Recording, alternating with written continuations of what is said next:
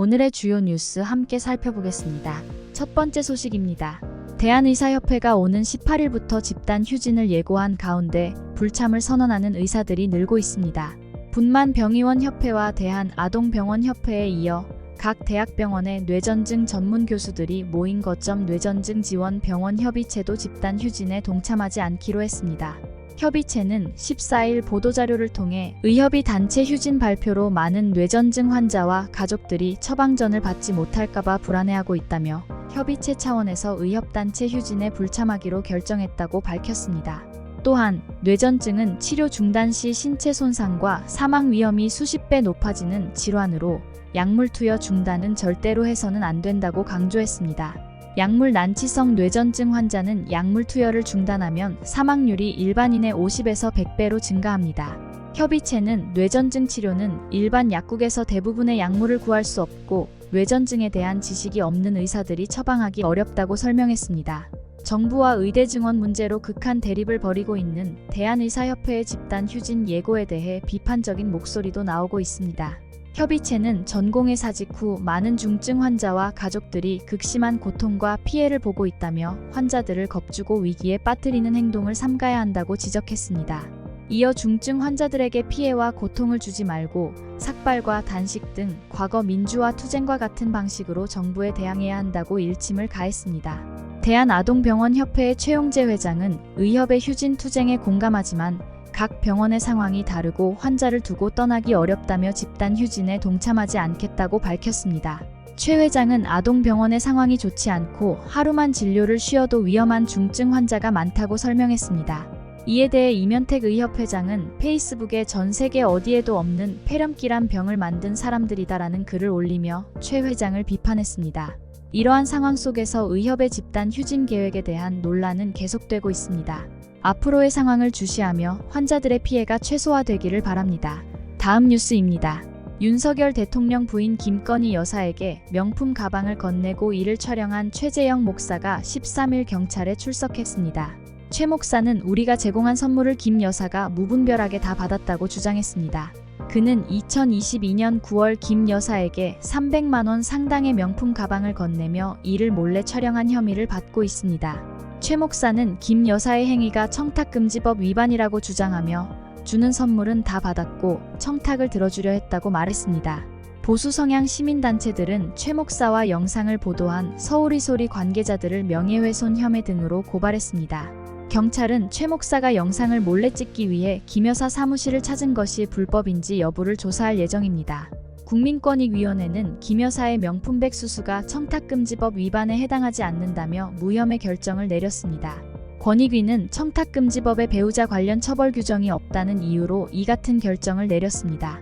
법조계에서는 배우자 처벌 조항이 없는 청탁금지법을 입법 미비라고 비판하며 권익위의 사건 종결 결정에 대한 비판도 나오고 있습니다. 다음 뉴스입니다.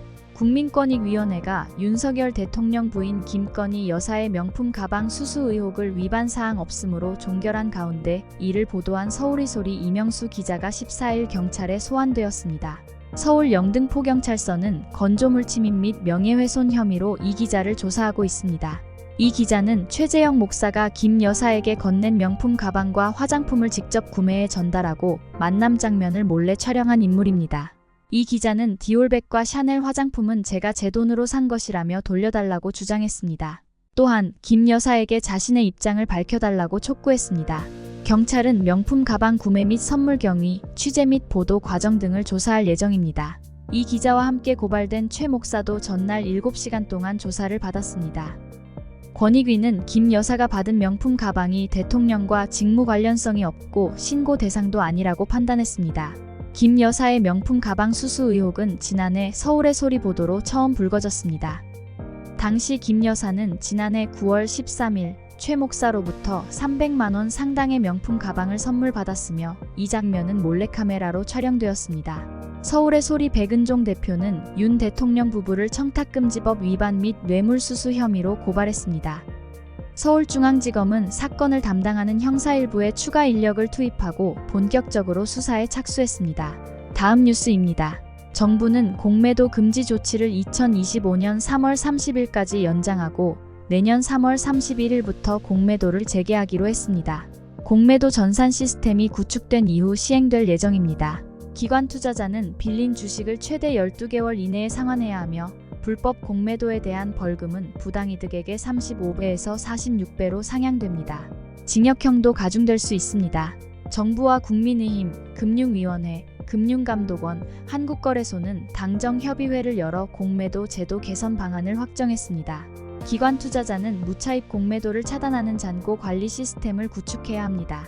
한국거래소는 중앙점검 시스템을 통해 불법 공매도를 3일 이내에 점검하고 기관 내 잔고 관리 시스템의 유효성을 검증할 예정입니다. 모든 법인 투자자는 무차입 공매도 예방을 위한 내부 통제 기준을 마련하고 증권사는 이를 확인해야 합니다.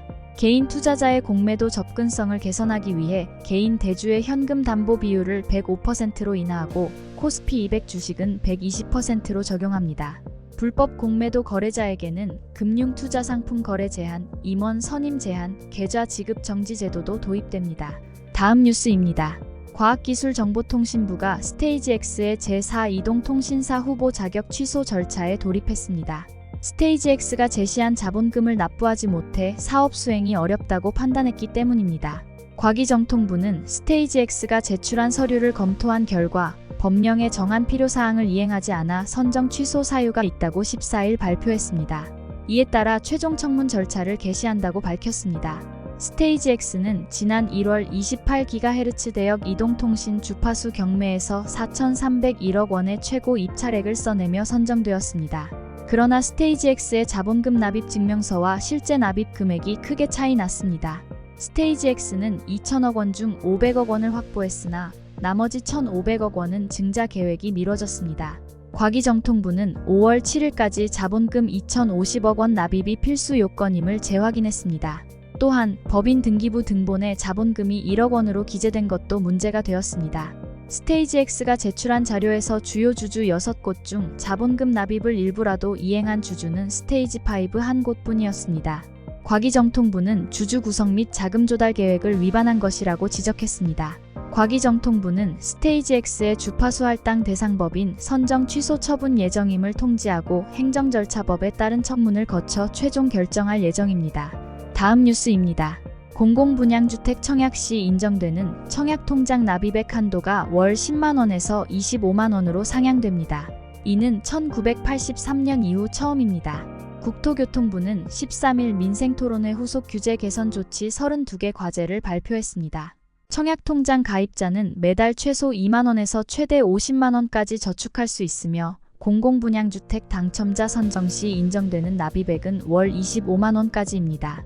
무주택 가구주로 총급여가 7천만원 이하인 경우 연간 300만원 한도로 청약통장 연간 납입액의 40%인 최대 120만원을 소득공제 받을 수 있습니다.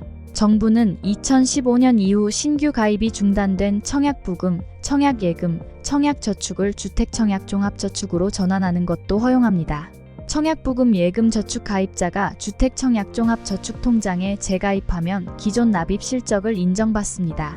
저출생 고령화 대응을 위해 지자체가 기관 추천 특별 공급 범위 내에서 특공 물량을 배정할 수 있도록 하는 방안도 포함됩니다. 정부는 주택도시기금 축소를 막기 위해 청약통장 월 납입 인정액을 높이고 주택청약종합저축으로의 전환을 유도하고 있습니다.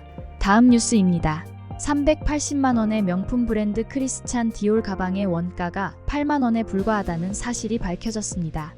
중국인 불법 이민자들을 착취해 저렴하게 가방을 제작하고 메이드 인 이탈리아 라벨을 붙여 판매한 것이 이탈리아 법원 판결문을 통해 드러났습니다. 이탈리아 밀라노 법원은 디올 이탈리아 지사의 가방 제조업체 디올 SRL에 대해 사법행정 예방 조치를 명령하고 1년간 업체를 감독할 사법행정관을 임명했습니다. 이는 중국 하청업체의 노동 착취를 방치 조장한 혐의 때문입니다. 판결문에 따르면 디올 가방을 만드는 하청업체 4곳은 주로 불법 체류자를 고용했고 24시간 휴일 없이 운영되었습니다. 노동자들은 작업장에서 잠을 자며 근무했고 기계의 안전장치도 제거된 상태였습니다. 이 업체는 가방 한 개당 약 78,500원에 디올에 납품했으며 이 가방은 디올 매장에서 약 385만원에 판매되었습니다. 법원은 디올이 공급업체의 작업 조건이나 기술 능력을 확인하지 않고 정기 감사를 실시하지 않은 점을 지적했습니다. 이탈리아 수사기관은 명품 제조사 하청 업체들의 노동 실태를 몇 년 전부터 조사해 왔습니다. 이탈리아에서 중국인이 운영하는 저가 회사들이 전통 가죽 산업에 타격을 주고 있다는 지적이 있어 왔습니다. 마지막으로 날씨입니다. 토요일인 내일 15일은 전국에 구름이 많고 수도권과 강원도, 제주도는 대체로 흐리겠습니다. 수도권과 강원도는 오전부터 밤 사이, 제주도는 낮까지 가끔 비가 내릴 것으로 예상됩니다. 충청권과 남부지방은 오후부터 저녁 사이의 곳에 따라 소나기가 내리겠습니다. 아침 최저기온은 18에서 23도, 낮 최고기온은 25에서 32도로 예보되었습니다. 더위는 다소 누그러지겠지만 여전히 평년보다는 2에서 3도가량 높겠습니다. 미세먼지 농도는 원활한 대기 확산으로 전국이 좋음에서 보통 수준을 보이겠습니다. 날씨였습니다. 오늘의 주요 뉴스는 여기까지입니다. 구독과 좋아요, 알람 설정은 뉴스 제작에 큰 힘이 됩니다. 시청해주셔서 감사합니다.